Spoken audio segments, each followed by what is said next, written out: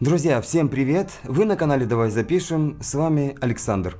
Сегодня вашему вниманию долгожданный для многих обзор студийных мониторов Neumann KH120. Немедленно приступаем.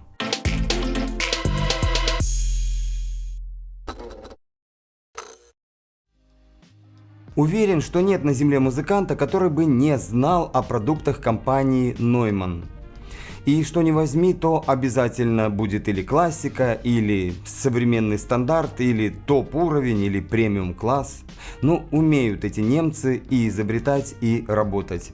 Помимо самых известных товаров с этой маркой, это я, конечно же, о микрофонах, в торговом ряду компании с 2019 года можно увидеть и студийные наушники закрытого типа премиум-класса для мониторинга и сведения, и совсем новое оборудование, рожденное в 2020 году в виде собранного вручную ультрасовременного микрофонного предусилителя со встроенным усилителем для наушников студийного качества, и, наконец, несколько видов сабвуферов для различных целей и помещений, и, собственно, разнообразные студийные мониторы среднего и ближнего поля с двойным и тройным усилением.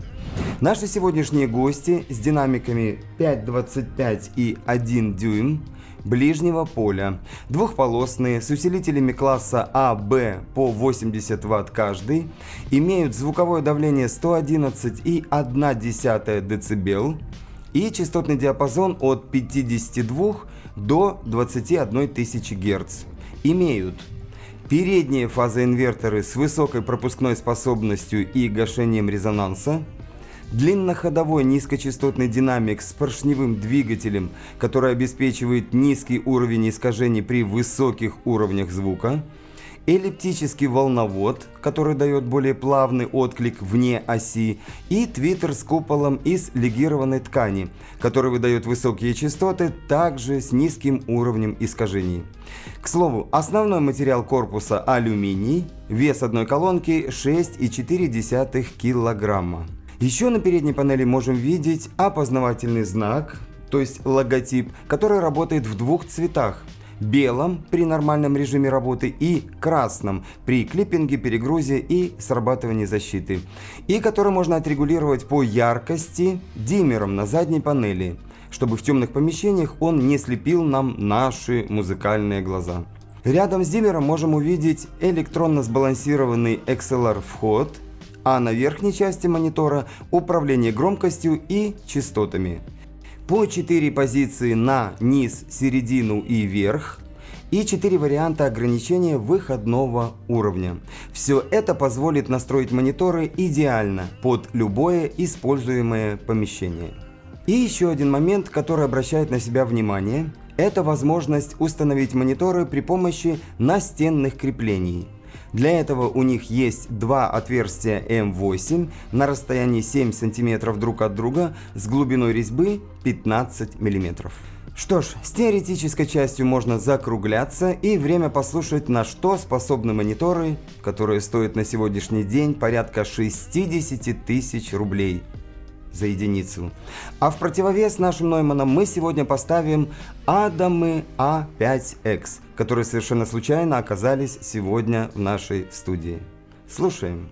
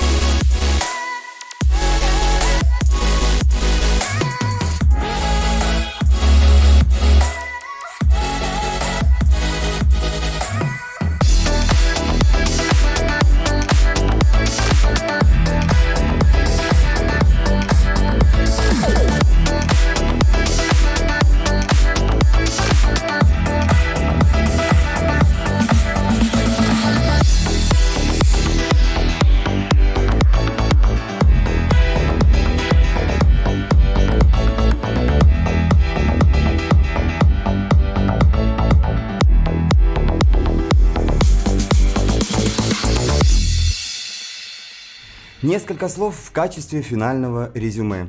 Я понимаю, что вы сейчас не смогли услышать того, что слышал я, но тем не менее. Если вы еще до сих пор не выбрали мониторы своей мечты, то вот они перед вами. Потрясающий звук, частоты все на месте и добавить к этому нечего. Но все-таки один момент есть, который обратил на себя внимание. Это невозможность убрать громкость полностью. Имейте это в виду, возможно для кого-то это принципиально. Ну и что касается атомов на их фоне, то единственное, что приходит в голову, это очень серьезный конкурент под номером 1. Поэтому, если ставить выбор между ними, то тут скорее решающую роль может сыграть или помещение, в котором вы работаете, или даже ваш музыкальный стиль. Друзья, на этом все. Всем больших творческих успехов, будьте здоровы и до новых встреч. Помещение. Вот так вот? А нет, Хорошо. пишу еще раз все то же самое, можешь не выключать. На тормозе. Пишу. Все, я домой. Ага. Покеда. Счастливо.